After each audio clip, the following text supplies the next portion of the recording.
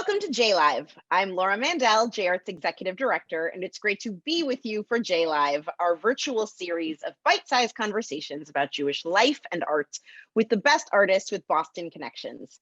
Today, I'm with musician and composer Roy Ben Bashat. Welcome, Roy. Thank you very much for having me, Laura. Yeah, absolutely. It's a pleasure. Of course, as always, if you have questions during our conversation, please put them in the Q&A function at the bottom of your screen, and we'll ask as many of the questions as time allows. So I always love working with a musician on JLive because we get to hear a little bit of you up at the top. So the piece that we just heard is something you composed in 2020 called Lucid. And we also have a video version of it. So let's start there to get a sense of who you are. Yeah, so a little bit about myself, and I'm a composer. I mainly play guitar. Specifically Lucid, it's a piece that, yeah, as you said, I wrote in 2020 during Corona time when I was spending my time at my family's house. The name came after I composed a piece. And for me, it mainly represents a sense of tranquility. And the reason for that is I had this idea for the first maybe 5 to 6 measures of the piece. And then usually when I compose, I like to record voice memos on my phone just when I have like good ideas, so I can maybe, I don't know, a month or even a year later come back to these and see if I like it, and if I do, I develop it. And so I hit record, I play the first few measures, and then I just start, and I usually compose on the piano. So I just start playing, and it became like a 3 minutes video recording that I just put it on the paper as it is, which is actually the first and probably only time that something like that happened to me, and it felt very very honest and pure. That's why I decided to call it Lucid. It's beautiful, and I see that and I feel that. So let's watch this video.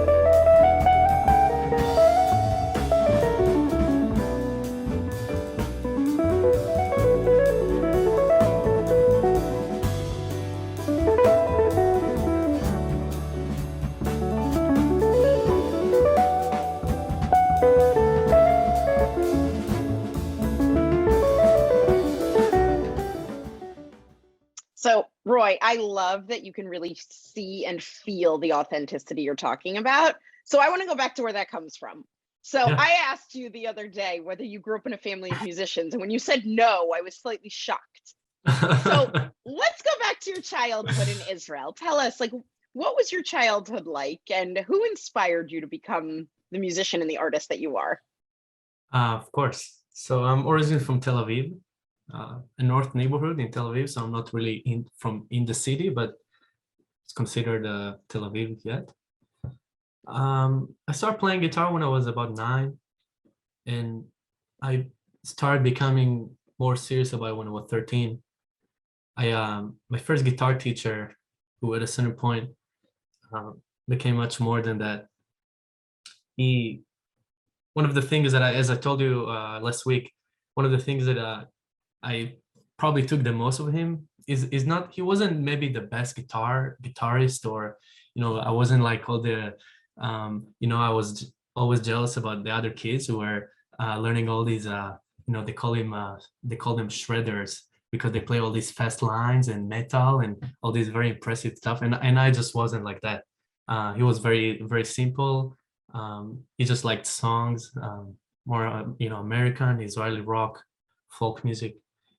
But he really, really taught me how to like guitar, how to fall in love with music.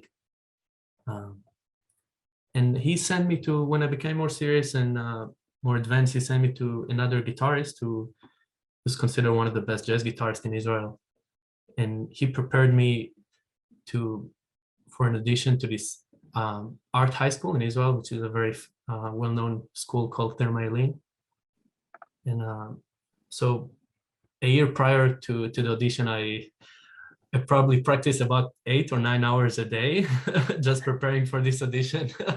So I'll get accepted to school, and basically 99% of what I know and the reason for who I am right now is due to the experience of that high school. Wow, that's pretty special. I also know you said that while no one else in your family is a musician, that your grandfather was a painter. So we have a True. special treat for all of us, a painting by your grandfather that I just wanted us to share. Mhm. So did your grandfather tell you what this was about? Or has this just always been in your life? Like, tell us a little bit about this painting.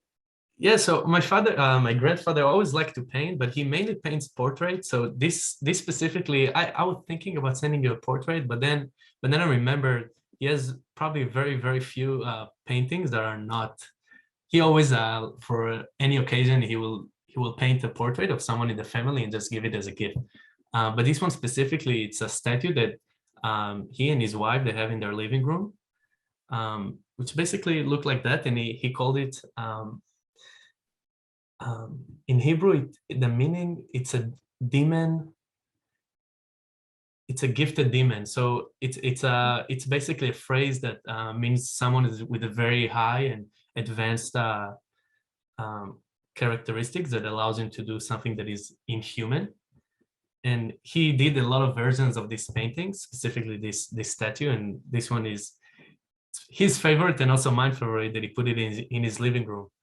And I just really like it. That's really cool. I can see the artistic piece is clearly genetic. So awesome. Okay, so you ended up at this majorly prestigious music high school in Israel, and you also told me that's where you really became friends with sort of your musical community. Tell us a little bit about that.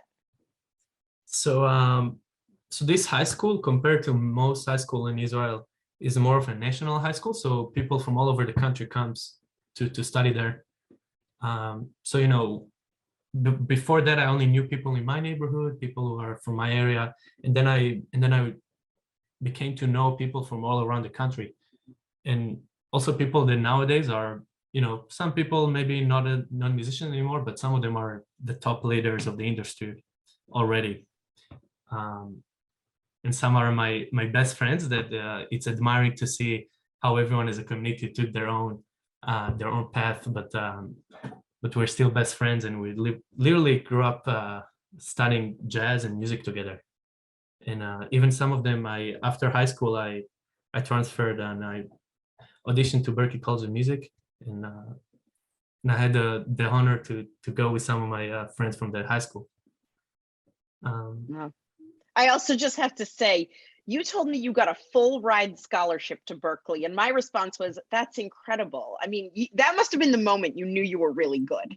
That was that was definitely a very a turning point moment for me, because I understood that some decisions that I want to take, and I wasn't expecting to get that. I also did this audition just as because I there was the opportunity to do it, so I didn't even think about going there, but I was like, yeah, why not? So I did it, and then the opportunity came, so I figured to take it. Awesome. And it's also interesting to me, you said you didn't serve in the army like most Israelis because you came to Berklee. True, because unfortunately the school couldn't postpone the offer, so it was either I'm taking it or I have to re-audition.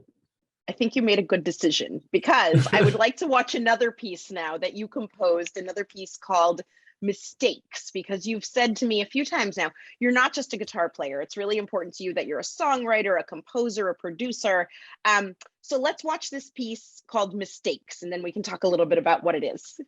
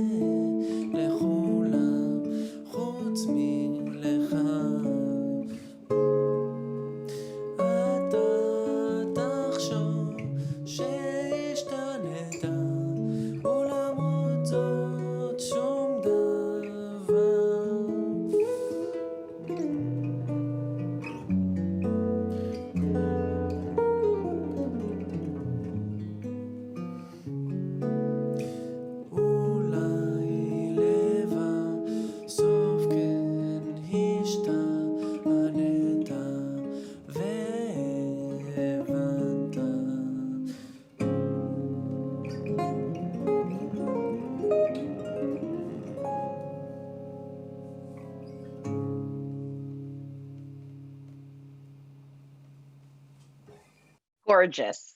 I just love that. So tell us about this piece. I could talk. So I wrote the music and the lyrics. I don't write. Actually, it was the first lyrics that I ever wrote. My experience as a lyricist that only started like a few years ago. Something that I'm interested in getting more into. I can talk for a while just about the philosophical approach that I had behind the meaning, but if to be maybe more straight to the point, it's basically based on a sentence from the Bible that there's nothing new under the sun. It's one of the philosophical views that I hold into. That we can basically I'm talking about we can all over and over again make the same mistakes, but sometimes we just need to understand that we want to be able to change it. So it sounds a little pessimistic, but I do finish it with saying more of an optimistic view that if we do try harder, we can shift ourselves and maybe get to a higher spiritual position. That's really beautiful. And I think it's so interesting, because when I asked you about what it means to you to be Jewish and Israeli, you said, I'm not really religious. And yet here we are talking about a biblical line that you've used to inspire your work. So I just find that so interesting. I mean, what does Judaism mean to you? It's a tradition that I grew up into. if it starts only with celebrating holidays or sitting every Friday with my family and doing the Kiddush, and even taking Bible and Torah classes in school back in Israel. And even though I said I'm not religious, recently I understand more and more how I love to learn from the Bible and from different people who give it a different perspective. I do believe there is much wisdom and things to learn from it. It's really beautiful. So tell us, you mentioned that you're about to publish some new work. Tell us more about this new work and where it all comes from. Yeah, so I'm yet to release an album or something more formal that I do, but I did record several live video studio session that I recorded 2 months ago, and actually the first video, Lucy, that we watched is one of them. It's one of 5 that I recorded, and it's still in a post-production work, but it's probably going to be released to different streaming, such as my YouTube and social media, in about a month or 2. It's different music pieces that I wrote from the past few years or very recently. So it's a combination of different pieces that I wrote. Beautiful. Okay, so to take us to the end here, I know that you and I share a love of Israeli folk music. And so when I said to you, what should we close with? You said, I really would love to play my version of Angel's Tears. Tell us about Angel's Tears. Who wrote it? What is it? And what are we about to see? Yeah, so it's a very well-known song actually in Israel that composed by also very well-known songwriter named Yoni Rechter, and the lyricist is Dan Minister. It's actually, both of them wrote it, co-wrote it together when they were 16 years old. I was going through because I wanted to read about the backstory about this piece. It's a pretty pessimistic song that talks about it's a little depressing when I was going through the meaning. It talks about how the angels can't really express their sadness and how their world is also affecting our world. But the most I'm not sure when exactly, but it became very associated with, because they use it in the Memorial Day for IDF soldiers who died. But it's just one of the prettiest songs. You know, it's regardless even the meaning, it's just such a pretty song and a brilliant composition. And also to think about it that they wrote it when they were 16 years old. It's also, the lyric is super deep, and the music is very deep. And I think it's a very common opinion that this song is just so pretty. Well, and it feels like there's a connection to you with your friends from high school, that you're this musical crew. So what a perfect way to end this conversation. Roy, it's been wonderful to be with you. Thank you so much. We're excited to see more of your work. I know you're in Israel for the next few months, but when you're back in Boston, we'll all be excited to come out and see you and support you and watch your videos online until then. But thank you so much. We're going to play us out with Angel's Tears by Yoni Rechter.